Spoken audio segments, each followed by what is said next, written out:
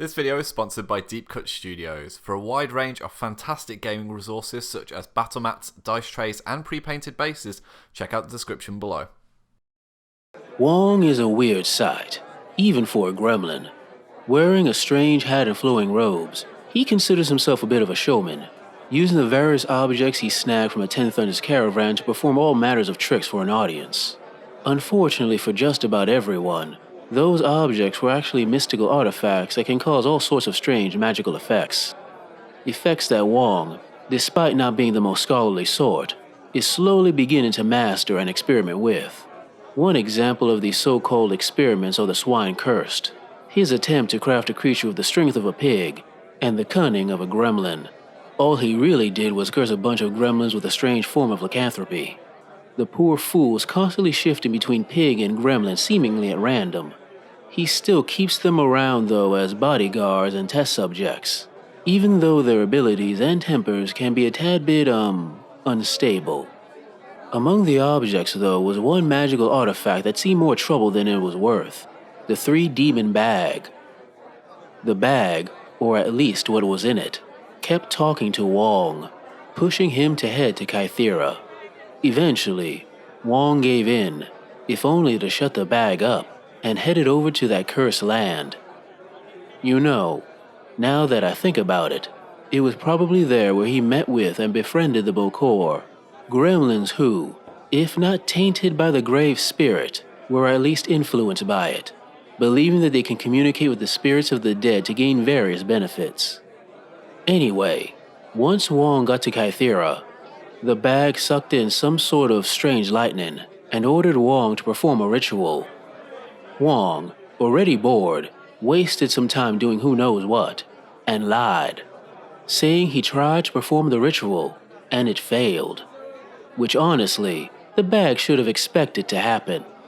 I mean, as showy as he looks, Wong is still a gremlin. The bag started cursing up a storm, and Wong decided to simply return home, but somehow crashed into the area known as the Red Cage along the way, which, for Wong, was a godsend. It may be a massive crater full of hellish beasts more than willing to rip his followers apart, but it had great acoustics, and he was determined to make it the ideal stage, which is a massive headache to the one person capable of keeping it all together.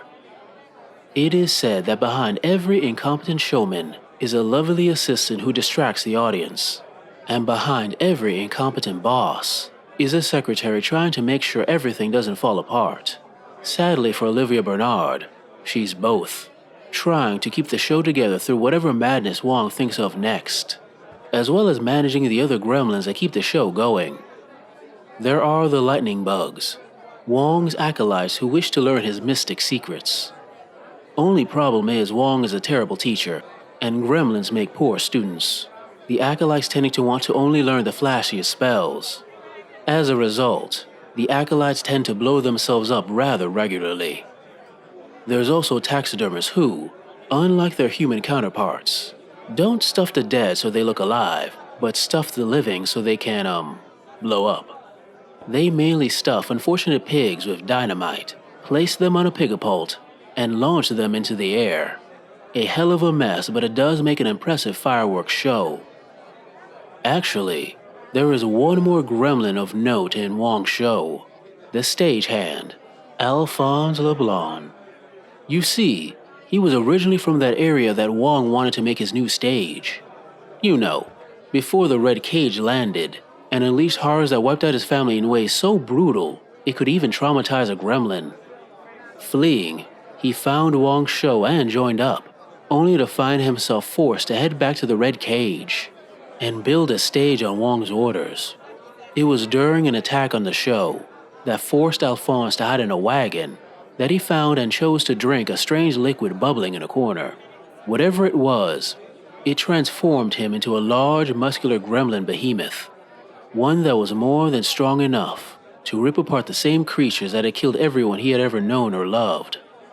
My friend, if, for whatever reason, you decide to head to the Red Cage and hear the sounds of explosions and a clapping or screaming audience, don't think it's a hallucination or a monster's trick. It will be Wong. putting on an impressive, if not overly safe, show. Hi guys, welcome back to our Malifaux Masters Breakdown, where we showcase the factions and personalities vying for soulstones and dominance in the Broken City. Today's episode features the crazed spellcaster Wong and his Wizz-Bang Bayou keyword. The Wizz-Bang are a volatile and unpredictable keyword who are capable of bursts of damage and actions thanks to their easy access to the fast condition, as well as copious shockwave attacks. Firstly, these Bayou actually benefit from harming their buddies thanks to the Hard Knock Life ability, which grants a glowy token and fast to any models who suffer at the hands of an ally. The aforementioned glowy tokens can be used for a variety of reasons, but they're best in tandem with the magical influence trait, which allows the Wizz-Bang to discard one to add the suit of its choice to a duel, increasing their effectiveness. Finally, with so many shockwaves flying around, the keyword also features the blast resistant ability, which reduces damage taken from such attacks, ensuring that the self-harm doesn't get too out of hand. Leading the line for the Wizz-Bang is the Master Wong, an excellent support and scheme piece that provides a wide toolbox of abilities. Wong's for Zap action is excellent for triggering Hard Knock Life on allies in early turns, while later it acts as potent damage for enemies carrying the glowy token, especially in conjunction with his uncontrollable magic ability to increase the TN of the shockwave by 2. Elsewhere, the tactical action Launch into Space is phenomenal for placing scheme markers at range, especially with the Wait What trigger, which can place 2 of the desired markers at the start phase. Wong is the quintessential conductor of the Wizz-Bang, so expect to see him overseeing the battle from the back ranks most of the time. Joining Wong into the fray is his lovely assistant totem Olivia Bernard, who can increase the TN of simple duels made by enemies within her 3-inch aura. Olivia offers problematic control thanks to her perfect timing repositions and bonus actions, and is even capable of packing a hefty punch with her fancy cane should she hit the my eye trigger for a min 3 damage. Moving over to henchmen, and the Wizz-Bang have 2 to bring along, with the first being the hulking Alphonse LeBlanc, a 9 soulstone beater who can tank hits thanks to his hard to wound infused body, which can exchange glowy tokens for damage reduction. Big Al is already beefy at size 3, but his growth spurt can take that even further to grant him a 2-inch reach on his highly damaging attack actions, as well as a 2-inch aura of friendly cover. Alternatively, the shared kin Sammy LaCroix is available for 7 soulstones, who offers excellent defensive abilities as well as incidental summoning. Sammy's headline ability is her Jinx attack action, which has the ability to injure enemies to make them more susceptible to your shockwaves later in the turn. Moving over to Enforcers then, and again the Wizz-Bang bring a pair to the fray, starting with the 8 soulstone Bert Jebsen, a shared infamous gun platform who can give himself fast thanks to his reckless nature. Bert's Backwater Pepperbox and Clockwork Grenade are highly effective at hitting multiple enemies from 8 inches away, while his All in the Reflexes defensive ram trigger can blast anyone who tries to single him out.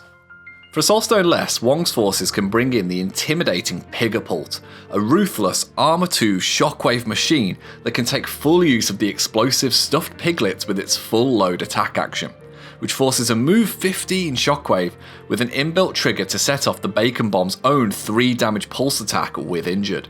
Alternatively, if you've exhausted your supply of pigs, you can use rocks instead for a min 2 attack that is capable of irreducible damage with the tome thanks to the full power trigger.